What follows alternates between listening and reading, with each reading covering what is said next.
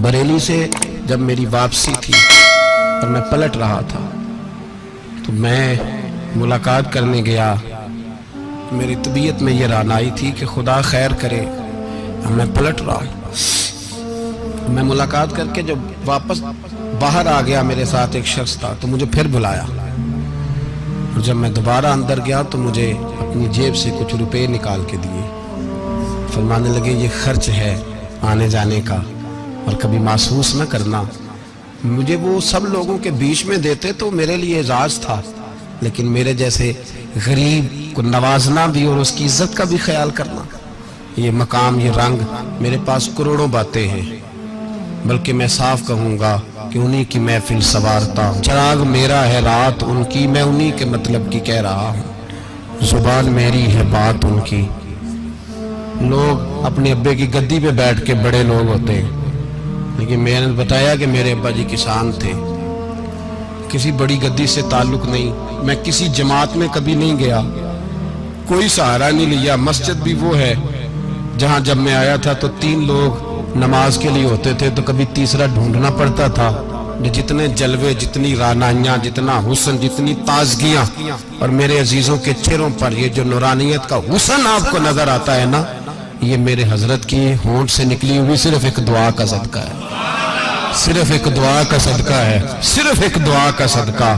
तो भाई वो कभी कभी ये शेर पढ़ते हैं ना मेरे अजीज, तो वो मेरे लिए पढ़ते हैं, मेरे लिए शेर पढ़ते हैं कि जेकर साईं वसाउन कुछ अजियां नू फिर केड़ा माई दा लाल उजाड़ सकदा है। जेकर साईं वसाउन कुछ अजियां फिर केड़ा माई दा लाल।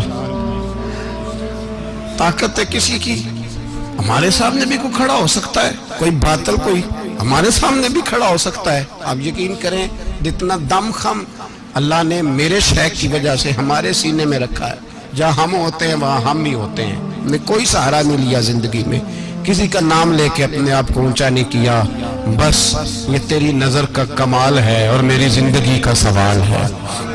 और उस नजर पे मैंने कहा मरेंगे तो कफन पे भी नाम लिखाएंगे, और मरेंगे तो कब्र पे कतबा भी तेरे नाम का लिखाएंगे, और यही जलवे लेकर के इंशाल्लाह जाएंगे, इसी नाम से पहचाने जाएंगे, और इंशाल्लाह वहां भी गुलामों का रंग निराला ही होगा। बातें हो ही नहीं सकी, भी तो एक पहलू खुला है, अभी तो दफ्तर पीछे पड़े। इंशाल्लाह फिर एक नशिस्त रखूंगा, उनकी बातें फिर छेड़ूंगा, और ये बातें होती रहेंगी इंशाल्लाह ताला। मुझे लोग पूछते हैं हर तकरीर में कहते हो मेरे हजरत फरमाते हैं, तो मैंने कहा क्या करूं, मैं तो फरमाता ही नहीं।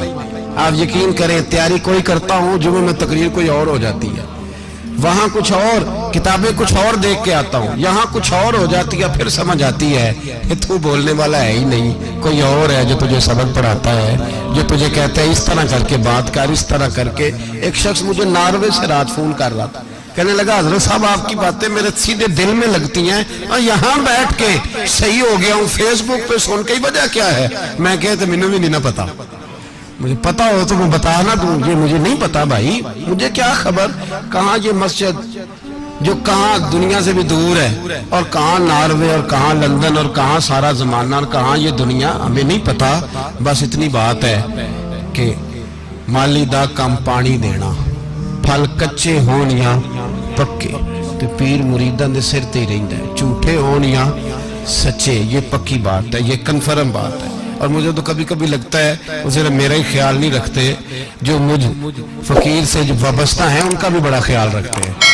कई दफा मुझे अपने कई अकीदतमंदों मुरीदों के पीछे उनके जलवे नजर आते हैं, मुझे ऐसे लगता है जैसे छा गई है इन पर मेरे हजरत की नूरानियत, मुझे रंग नजर आता है अपने दरवेशों में उनके हुस्न का।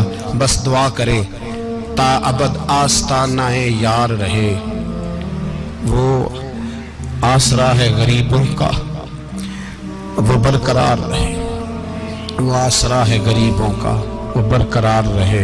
आखिर दावा।